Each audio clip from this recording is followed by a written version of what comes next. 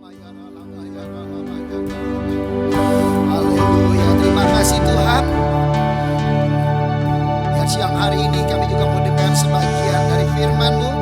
Biar firman-Mu meneguhkan kami. Sebab kami tahu langit dan bumi ini akan lenyap, tetapi firman-Mu tinggal tetap. Setiap firman yang keluar dari mulut Tuhan tidak kembali dengan sia-sia, akan mengerjakan perkara besar dan ajaib menurut kehendak-Mu. Sebab kami percaya di balik firman Tuhan ada kuasa, di balik firman Tuhan ada mujizat, dan firman itu kebenaran. Biar kebenaran yang memerdekakan kami, oh sembuhkan yang sakit, kuatkan yang lemah, bebaskan yang terikat, berikan bagi berat kami yang susah. Kami percaya kami akan alami berjumpa dengan Tuhan lewat roh dan firman-Mu. Sebab siapa orang berjumpa dengan Tuhan tidak pernah dikecewakannya. Sebab itu kami mengusir setiap pekerjaan kuasa gelap dalam nama Yesus. Kami percaya kami siap menerima firman-Mu siang ini. Haleluya. Suara percaya bersama saya katakan amin. Beri kemuliaan buat nama Tuhan, silakan duduk. Haleluya. Shalom saudara, Tuhan berkati, amin. Haleluya, puji Tuhan, haleluya, puji Tuhan, haleluya, puji Tuhan, haleluya. Bapak Ibu Saudara, Pak Daniel ini belum buka gereja, tapi stiker gereja dia udah buat. Ya, stiker gereja ini stiker dibikin bahan apa Pak? Pakai bahan resin, jadi nggak akan luntur. Ya, ada 2 stikernya, besar sama yang kecil. Dan Pak Daniel belum melayani, belum perjamuan kudus, sudah bikin perjamuan kudus. Biasalah ya, yang terakhir akan lebih maju, lebih maju, lebih maju. Baik Bapak Ibu Saudara, satu hal yang saya dengar minggu lalu, Pak Daniel bilang, cerita sama saya. Di tempat dimana kita mau mengadakan kebaktian, itu sudah ada mantan gereja saya, Tiberias, di gedung itu. Ya, dan gereja itu berkapasitas 3.000 orang ya Pak, 3.000 orang. Wow, mantan gereja saya. Ya, kemudian ada juga di si gedung itu gerejanya Pastor Philip Mantova. Berapa orang Pak? Berapa kapasitas? 400 sampai 500. Dan di situ juga ada gereja GBI-nya Insinyur Niko. Ya, kapasitasnya sama kira-kira ya Pak. 800. Ya, sedangkan gereja yang kita bangun itu kira-kira baru 200-an. Tapi ini yang luar biasa nih. Semua masang iklan. Ya, mungkin iklan kita bangkit di bawah. Tapi ada satu tanda dari semua iklan ini, kata Pak Daniel, masuknya dari sini, dari Juanda Titik. Nangkep gak sih saya cerita? Semua iklan boleh ada, tapi masuknya dari sini, Juanda Titik. Pak Daniel. Saya terkesan tuh dengan itu tuh. Artinya percaya saudara, Goliat pun tumbang sama Daud. Tapi saudara, no problem, pokoknya kita hadirkan kuasa mujizat, amin. Haleluya, puji Tuhan. Haleluya, haleluya. Mari saudara kita baca Alkitab dulu yuk, cepat-cepat. Kita buka di dalam Yohanes 16. Yohanes 16, saudara lihat di dalam ayat 4b sampai dengan ayat yang ke-9. Ayat 9. Ya, sampai ayat 11. Maaf, ayat 11. Yuk kita bagi berdiri. Saya baca ayat yang ke-4b. Bapak Ibu Saudara langsung ayat ke-5, berbalas-balasan sampai ayat yang ke-11. Oke? Baik, saya baca dulu. Hal itu tidak kukatakan kepadamu dari semula, karena selama ini aku masih bersama-sama dengan kamu. Mari saudara.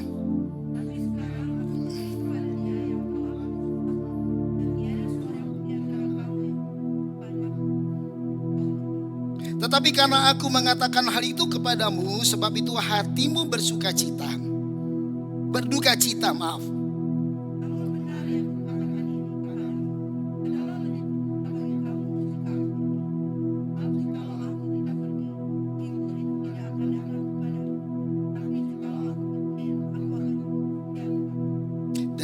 Dan kalau ia datang, ia akan menginsafkan dunia akan dosa, kebenaran, dan penghakiman.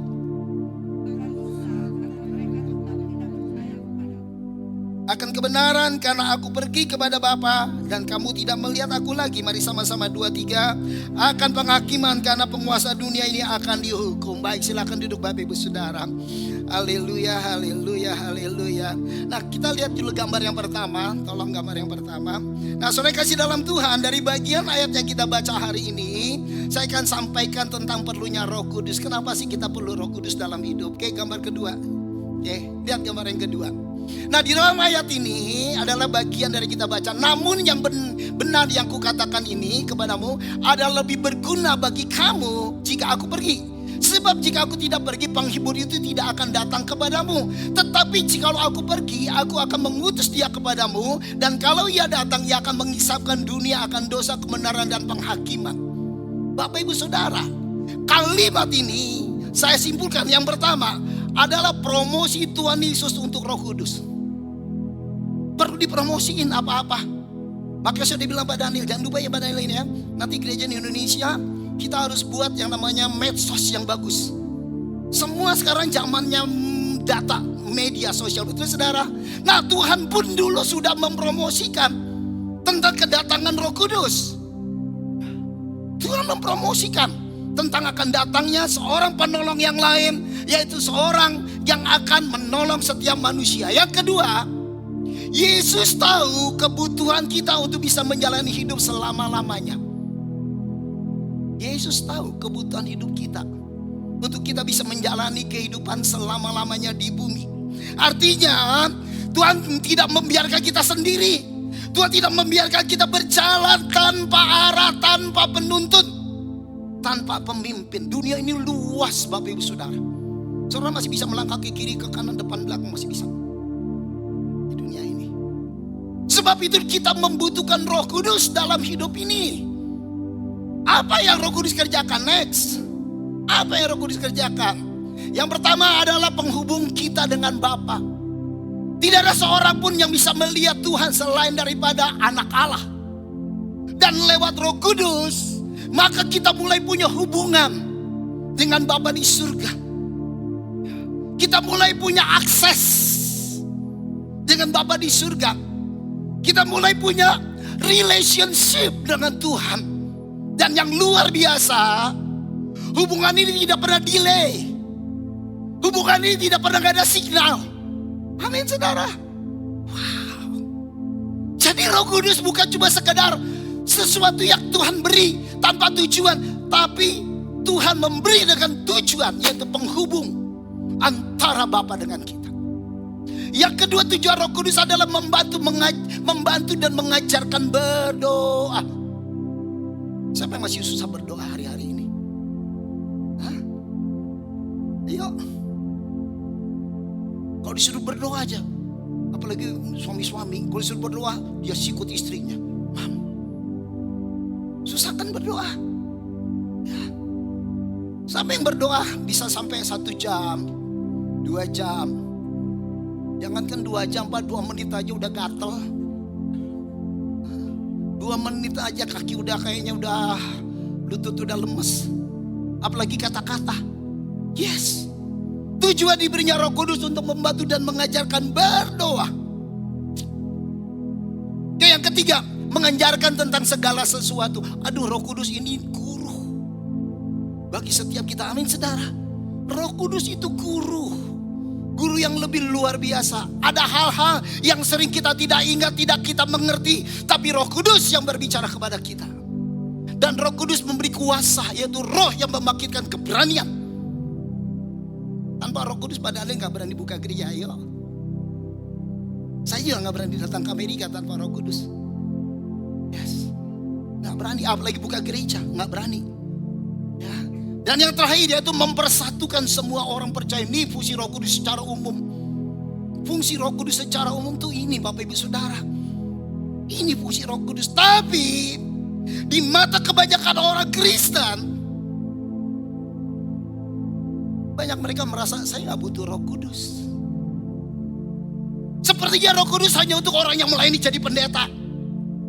Roh Kudus hanya untuk pada worship leader.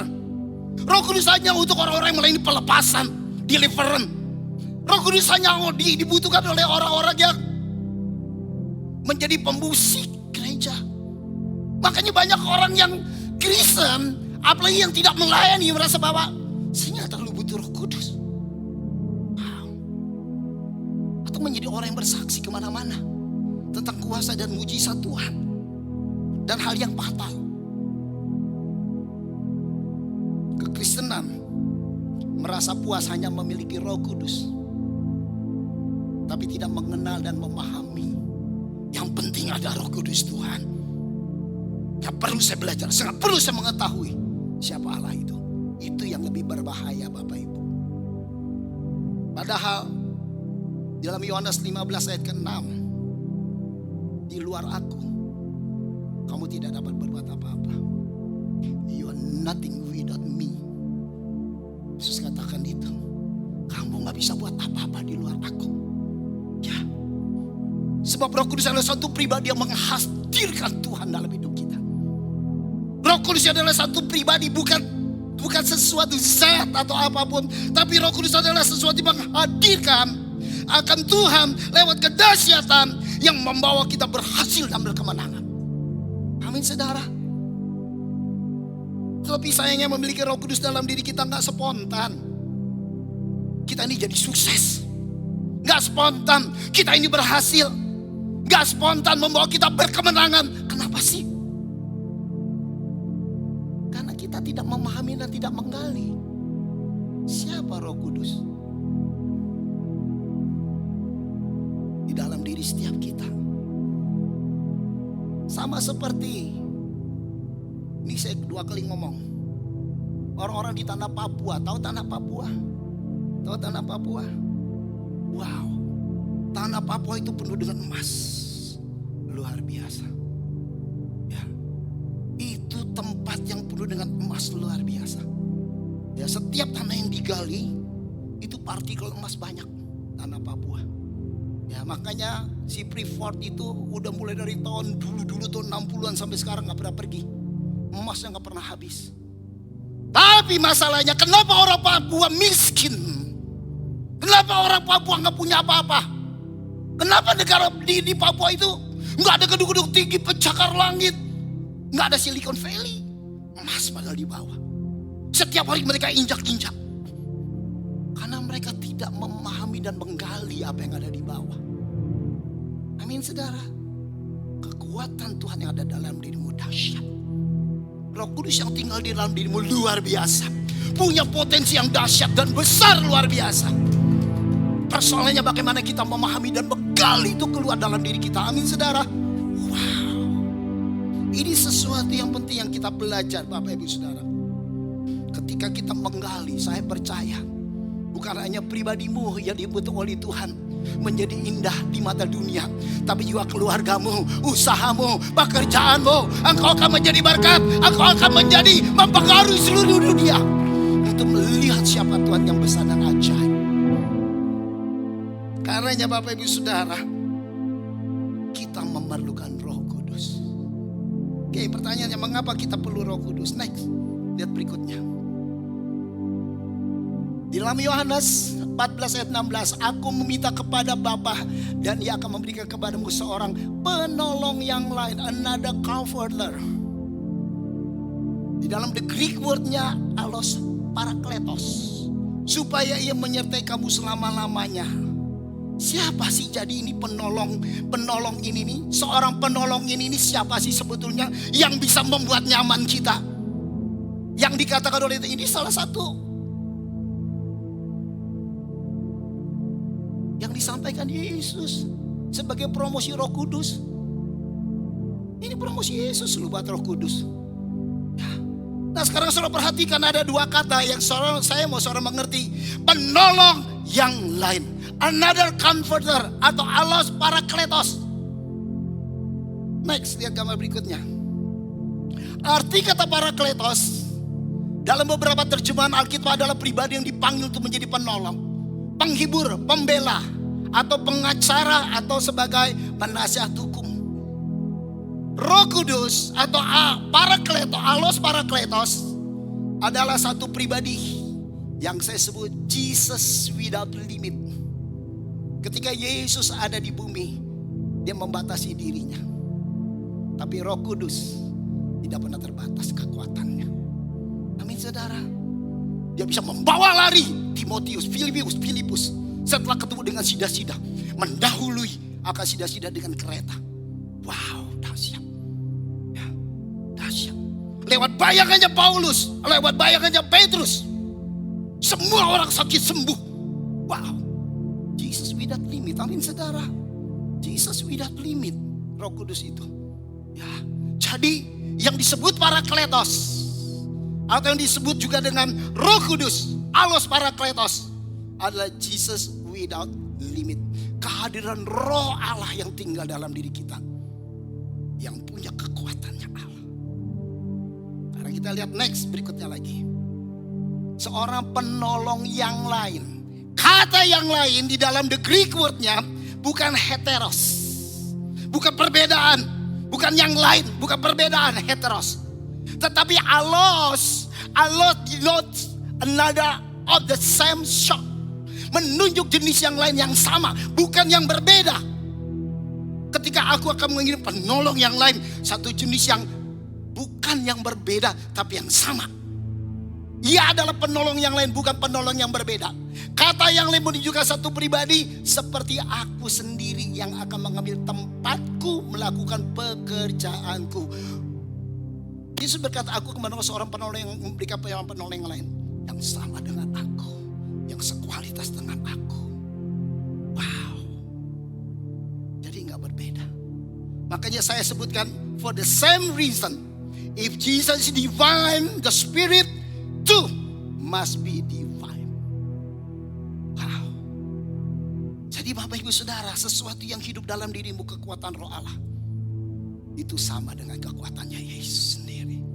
Bahkan Jesus without limit. Amin saudara. Makanya jangan pernah saudara meragukan kekuatan Roh Allah dalam dirimu. Jangan pernah saudara merasa bahwa saudara lebih hebat dari Roh Allah dalam dirimu. Allah menempatkan roh yang lebih besar di dalam dirimu, lebih dari kekuatan dunia. Amin saudara. Yang tidak mungkin manusia dunia lakukan, Tuhan lakukan. Amin saudara. Tidak ada penyakit yang tidak bisa disembuhkan. Pak Marsudi kena leukemia, divonis umurnya tinggal 2 tahun. Lewat kuasa Roh Kudus dia boleh sembuh. Amin saudara. Ya. Sekali lagi mamanya Jesslyn tadi yang singkat. Ada cancer, gak bisa sembuh, tapi kuasa Tuhan menyembuhkan dia sampai hari ini dia hidup. Dan banyak lagi mujizat Tuhan. Bahkan ada seorang yang AIDS dari other state, tidak kenal saya tidak kenal dia. Tapi dia bilang, dia tahu telepon dari saya gak tahu dari mana. Dia telepon saya, Pak tolong, saya kena AIDS. Gak ada obatnya AIDS. Gak ada obatnya AIDS. Saya bilang, kamu datang California, saya akan konsuling kamu, saya akan berdoa buat kamu. Yang luar biasa. Selesai saya doakan dan saya baptis, dia sembuh total hari ini sampai hari ini hidup. Kuasa Roh Kudus lebih dahsyat, lebih hebat dari apapun, bahkan dari ilmu kedokteran. Amin saudara. Seorang bapak yang matanya ada virus. Dan waktu saya datang dia ada di ruang isolasi. Di ruang isolasi. Dan dikatakan selama-lamanya dia akan buta. Hari itu saya datang, saya gak kenal bapak itu, tapi saya kenal anaknya. Dan saya datang, saya berkata pada bapak itu, asal bapak percaya, kau akan bisa melihat lagi. Selesai saya doakan, hari Minggu, hari Sabtu, hari Senin dokter datang. Dokter bilang, the virus was gone. Wow, dia sembuh dan dapat melihat dengan normal. Roh Kudus pekerjaannya dahsyat, luar biasa. Luar biasa. Karena itu kita harus pahami bahwa kekuatan Tuhan yang hidup dalam diri kita itu mengerjakan sesuatu dalam dirimu tanpa kau sadari. Next, lihat berikutnya, gambar berikutnya. Lihat gambar berikutnya.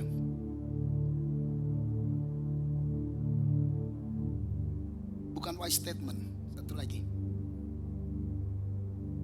Oke, pekerjaan Roh Kudus dalam diri orang percaya yang pertama membawa kerinduan dan kemampuan. Firman-Nya dalam Filipi 2 ayat 13, karena Allah lah yang mengerjakan di dalam kamu baik kemauan maupun pekerjaannya.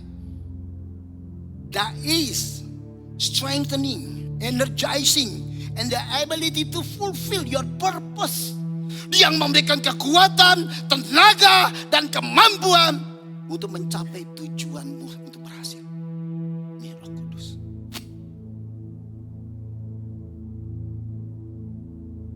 Jangan pernah berpikir supaya saya berhasil sampai tujuan hidup saya harus sekolah dengan tinggi. Nggak salah saudara sekolah. Tapi yang membawa aku berhasil itu ada di dalam dirimu.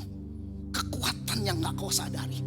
Karena apa? Karena Tuhan itu memberikan kerinduan dan kemampuan. Karenanya Roh Kudus akan berkarya dalam hidup orang yang berkerinduan dan berkemauan di dalam Tuhan.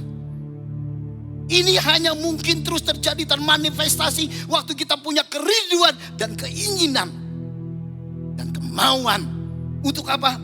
Bekerja di dalam Tuhan. Dan Tuhan akan bekerja di dalam dirimu. Tanpa itu tidak terjadi. Jadi Allah yang mengerjakan. Satu kali Raja Daud sudah punya satu istana. Dan dia berkata dalam hatinya, Tuhan, aku tidur di istana yang besar, tapi engkau ada di kemah. Bait Allah ada di kemah. Tempat seperti gini, tabut perjanjian. Tabut perjanjian ada di bait, ada di kemah. Dan Raja Daud berkata, aku akan membangun tempat kediamanmu. Saudara tahu? Keesokan harinya Nabi Ananias datang dan berkata, apa yang ada di dalam hatimu itu berasal dari Tuhan. Seringkali yang timbul di dalam hati kita untuk melakukan sesuatu yang baik, percayakah itu berasal dari Tuhan? Dan engkau dimampukan juga untuk mengerjakannya sampai berhasil adanya. Jangan pernah ragu. Jangan pernah ragu. Kadang-kala kita dengar suara Tuhan berbicara di inner hidup kita, di inner life-mu. Kau berpikir, masa sih Tuhan? Masa sih Tuhan? Jangan pernah ragu. Dia membawa kerinduan dan kemampuan. Amin saudara. Apapun yang kau rindukan hari ini, asal itu baik di mata Tuhan, percaya itu berasal dari Roh Kudus Tuhan. Dan dia akan membawa kau sampai di tujuan. Amin. Yang pertama itu. Yang kedua, pekerjaan Roh Kudus dalam orang percaya. Yang kedua, membawa setiap kita dapat mengenal siapa Tuhan. Demikian pula lagi tidak ada seorang pun yang tahu apa yang terdapat di dalam diri Allah selain Roh Allah itu sendiri. Bagaimana kita mengerti siapa Tuhan, si pencipta itu, pencipta langit dan bumi yang segala isinya, kalau tanpa Roh Kudus? Dia yang memberitahu. Efesus 1:17 dan meminta kepada Allah Tuhan kita Yesus Kristus, yaitu Bapa yang mulia itu, supaya Ia memberikan kepadamu roh hikmat dan wahyu untuk mengenal Dia dengan benar. Yes. Dan supaya Ia menjadikan mata hatimu terang, agar kamu mengerti pengharapan apakah yang terkandung dalam panggilannya, betapa kayanya kemuliaan bagian yang ditentukannya bagi orang-orang kudus. Saudara percaya? Saudara, ada sesuatu yang sudah Tuhan tentukan untuk kau nikmati dalam hidup ini. Sesuatu yang precious, sesuatu yang besar, sesuatu yang dahsyat. Nih loh, ada kemuliaan yang besar. Ya. Kenapa demikian? Engkau ditebus bukan dengan cara pakai rupiah, pakai dolar, pakai pound sterling, pakai apapun, tidak. Engkau ditebus dengan cara yang mahal, dengan bayaran yang mahal. Itu dengan darah anak domba Allah, darah Yesus. Jadi engkau bukan murahan. Engkau bukan murahan. Orang mungkin gak pandang kau sebelah mata. Orang mungkin gak menganggap hidupmu. Orang mungkin gak menilai engkau sesuatu yang penting. Tapi percayalah, di mata Tuhan engkau lebih dari apapun juga. Di mata Tuhan kau permata hatinya Tuhan. Di mata Tuhan kau biji matanya Tuhan. Di mata Tuhan engkau bernilai luar biasa. Kalian itu sadari ini, siapa kita di hadapan Allah. Dan Roh Kudus akan menyatakan dirinya dengan orang yang ingin mengenalnya. Saudara mengenal Roh Kudus, Roh Kudus akan beritahukan tentang siapa Allah itu. Yang ketiga, yang memimpin hidup kita. Next, Roh Kudus akan memimpin hidup kita. Semua orang yang dipimpin Roh Allah adalah anak Allah. Kata dipimpin ego, the Greek wordnya, artinya memimpin dengan memegang sampai ke titik tujuan. Wow. Tuhan memimpin itu seperti menuntun tangan kita sampai di tempat tujuan. Itu kata memimpin. Wow, dahsyat ya.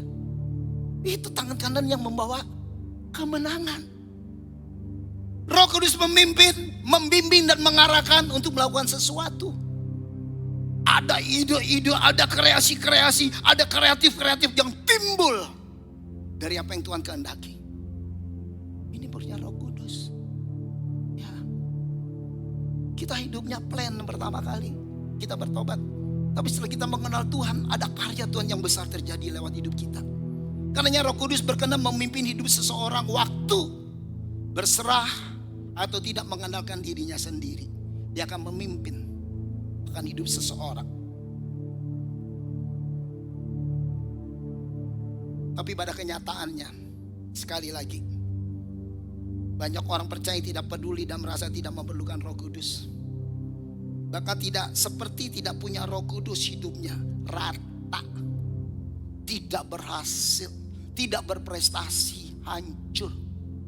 Saya memberitahu, orang dunia hidupnya rata, hancur, tidak berprestasi, kacau balau, wajar. Tapi anak Tuhan tidak. Orang yang punya Roh Kudus tidak wajar. Hidup yang cuma rata, hidup yang hancur-hancuran, hidupnya tidak pernah berhasil, tidak wajar. Orang dunia wajar, saya bilang. Pantas karena apa? Tanpa Roh Kudus. Tapi anak-anak Tuhan tidak. Kenapa anak-anak Tuhan yang katanya memiliki Roh Kudus, tapi kok gak berhasil, hidupnya rata dan gak mampu berbuat apa-apa? Satu hal, sebab punya penyakit merasa. Merasa pinter, merasa hebat, merasa benar, merasa tahu. Ini penyakit ini banyak nih di orang percaya nih. Ya, merasa kuat, merasa mampu, penyakit merasa. Padahal belum. Padahal kenyataannya tidak. Makanya penting kita belajar mengandalkan Roh Kudus. Ya, buktinya apa? Banyak orang Kristen yang hidupnya gak mau dituntun.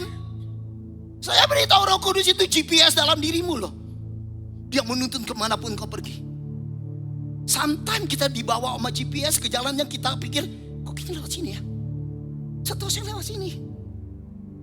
Seringkali kalau udah begitu biasanya gimana? Biasanya gimana? Avoid. Jadi lu lebih pintar lu apa GPS? Kelihatannya kita lebih pintar kita, betul kan? Ya. Tapi yang luar biasa, itu GPS sudah kita jalan yang lain nih, dia recalculating, betul? Mengarahkan lagi yang benar, betul gak?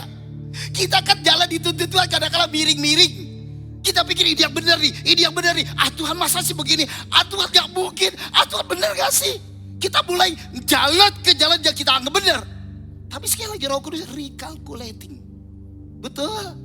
Dia akan mengarahkan lagi hidupmu ke arah yang Tuhan mau. Amin saudara. Walaupun kadang-kadang, aduh Tuhan, saya ini kayaknya gak mungkin bisa berjalan dengan Tuhan. Saya beritahu saudara loh.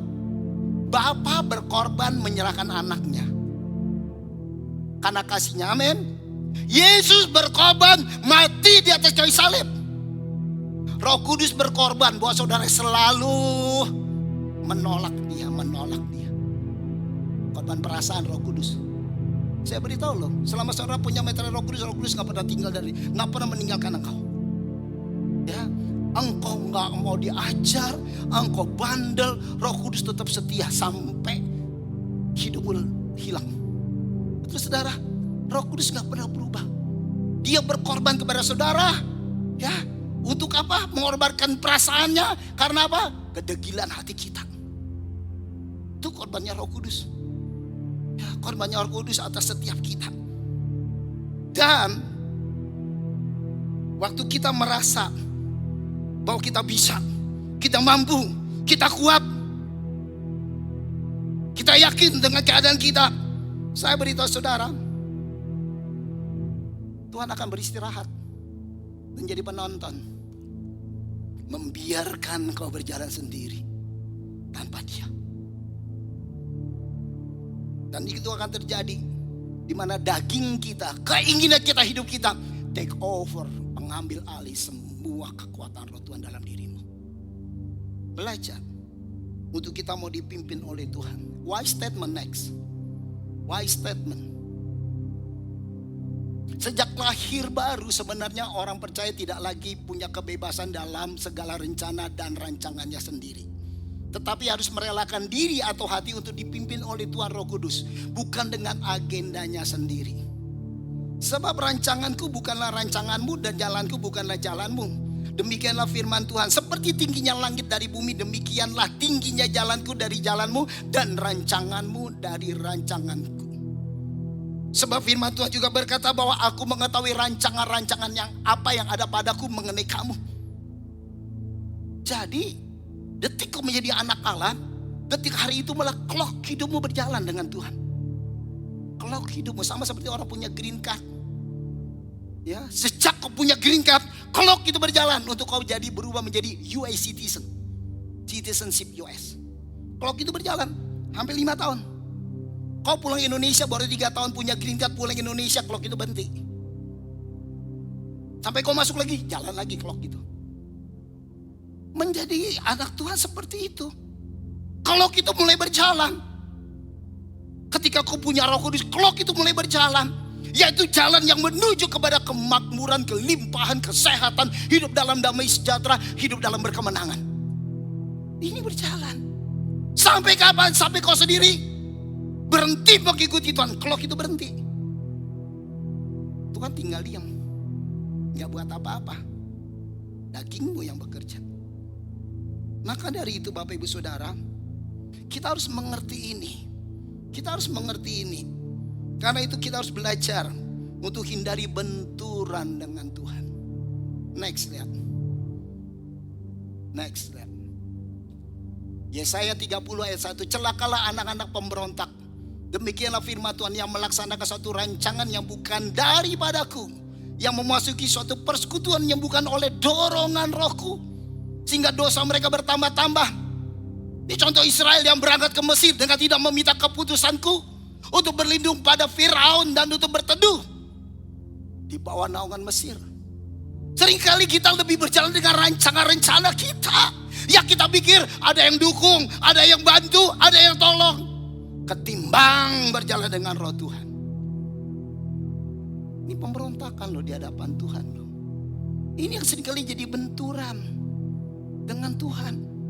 Ini yang seringkali menyakiti hati Tuhan. Kita orang Kristen gak menghujat Roh Kudus. Orang luar menghujat Roh Kudus, tapi seringkali kita mendukakan Roh Kudus. Ini akan menjadi benturan dalam hidup kita. Karena yang perlu kita sadari sebagai orang Kristen, sebagai orang percaya, bahwa Roh Kudus itu terus berada pengubah hidup kita. Roh Kudus pengubah hidup kita. Next, lihat gambar berikutnya. Saya tinggal 2 gambar lagi selesai. Yang pertama sadari Roh Kudus itu tinggal di dalam diri kita. Roh Kudus itu nggak in and out. Roh Kudus itu tinggal. Makanya jangan pernah bilang saya lagi jauh dari Tuhan. Saya jauh apa? Kalau jauh dari Tuhan berarti dekat sama siapa ya? Si Set. Roh Kudus nggak bisa jauh dari kita. Dia ada di dalammu. Jangan pernah bilang saya jauh lagi Tuhan. Kenyataannya adalah kalau saudara begitu, berarti saudara sedang membelakangi Tuhan yang ada di belakangmu. Kau gak mau dituntun, gak mau dengar-dengaran. Roh Kudus di dalammu, gak ada lagi jarak, menyatu dalam dirimu. Dia tinggal masuk di dalam rohmu. Yang pertama sadari Roh Kudus tinggal dalam diri kita. Yang kedua, Roh Kudus menolong kelemahan kita, bukan kemalasan. Jelas nih, ini sering saya omong ini. Roh Kudus dalam diri kita menolong kita karena kelemahan kita. Bukan kemalasan kita. Malas berdoa, malas baca Alkitab, malas berpuasa, malas berbuat baik. Sebenarnya bisa kita lakuin. Betul gak saudara? Bisa gak saudara berdoa? Bisa gak? Bisa gak? Tahu gak doa itu kuasanya? Alkitab bilang apa dengan doa? Doa orang benar jika dengan yakin didoakan sangat besar apa? Kuasanya. Tapi malasnya gak berdoa. Aduh, besok lagi Tuhan. One more night. Si Bill Collins itu nyanyinya. Ya. Saya beritahu saudara, pribadi yang menolong kelemahan bukan kemalasan. Makanya jadi orang Kristen jangan malas doa. Jangan malas baca Alkitab. Jangan malas puasa. Jangan malas berbuat baik. Hal itu nggak susah kok kita lakukan. Hanya kita malas seringkali. Yang ketiga, Roh Kudus itu pribadi yang akan membawa kita kepada janjinya Tuhan. Yes, itu jelas tadi sudah jelasin. Yang keempat, mari kita buang persengketaan kita dengan Roh Kudus yang mendukakan. Dan ini akan mengubah seluruh hidup kita. Statement yang terakhir. Slide yang terakhir. Why statement. Next.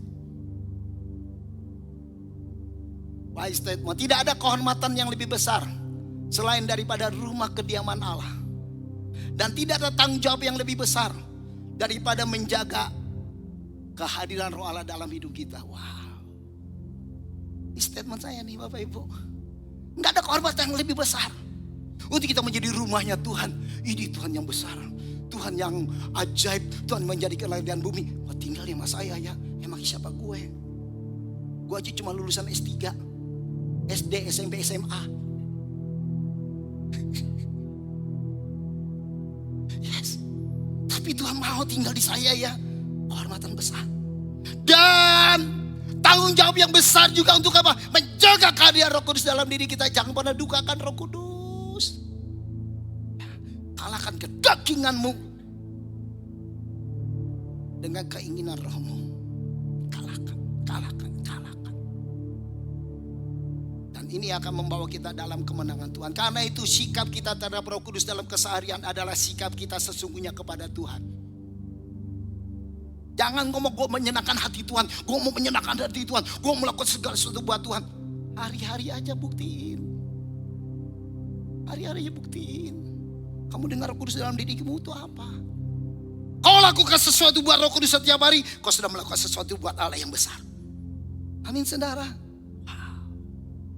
Dan orang percaya tahu akan Allah. Tetapi tidak semua orang percaya selalu pada tingkat kesadaran akan Allah. Ini yang harus terjadi. Orang percaya tahu akan Tuhan, tapi kesadaran akan Tuhan belum tentu ada dalam hidupnya. Apalagi kalau lagi buat dosa, lupa akan Tuhan. Kalau lagi curi barang, lagi nipu orang, lupa akan Tuhan. Kalau lagi lakukan sesuatu yang buruk, lupa akan Tuhan. Semua lupa akan Tuhan. Jadi saya mau hari ini, biar lewat peringatan pencurahan Roh Kudus, kita diingatkan betapa dahsyatnya Allah yang ada dalam diri kita. Amin saudara. Jangan lagi don't care. Jangan lagi berkata seperti itu. Saudara harus mulai peduli dengan Roh Allah. Dia sumber kehidupanmu. Dia sumber pengharapanmu. Dia adalah Allah yang menuntun engkau sampai di purpose-nya Tuhan dalam dirimu. Amin saudara. Ada banyak orang yang sukses dan berhasil. Ada banyak orang yang terkenal, yang menjadi kaya. Saudara pernah ya tahu? Ini film angkatan zaman saya dulu anak-anak. Charlie Chaplin. Ya, kayaknya lebih lucu dari si itu deh. Siapa tuh namanya? Mr. Bean. Lebih lucu dari Mr. Bean. Charlie Chaplin. Zaman dulu TV-nya masih black and white. Itu ditonton jutaan orang yang kumisnya cuma di sini. Ingat itu? Ya, saudara tahu dia menghibur semua orang. Semua orang ketawa-tawa, mengakak-ngakak, terbahak-bahak nonton dia. Tapi di akhir hidupnya dia merasa loneliness. Dia merasa kesepian, nggak punya teman, nggak punya satu pribadi yang menyertai dia. Akhirnya dia mati bunuh diri. Menjadikankah? Tanpa Tuhan, apapun yang kau kerjakan seolah-olah nothing. Seolah-olah enggak punya harga. Tapi orang akan berkata, seperti Paulus bilang, aku sudah mengakhiri pertandingan dan mencapai garis akhir. Karena apa? Dia mencapai rancangan Tuhan dalam hidupnya. Sampai di tempat tujuan yang Tuhan berikan. Amin saudara. Ya, mungkin kita nanti dipanggil Tuhan enggak seperti orang yang punya pabrik yang besar, punya duit yang banyak, punya ketenaran yang luar biasa. Mungkin enggak begitu. Tapi waktu kita berhadapan dengan Tuhan, sesuatu yang dahsyat kita udah lakukan bagi hormat kemuliaan namanya. Karena Roh Kudus yang menuntun hidup kita, karena Roh Kudus yang menolong hidup kita. Amin saudara. Mari siapkan di saudara siang hari ini untuk sekali lagi dilawat oleh Tuhan. Amin. Mari saya undang worship leader. undang semua pemusik, kita datang di hadapan Tuhan. Dan kita terlebih dahulu bersekutu dulu dengan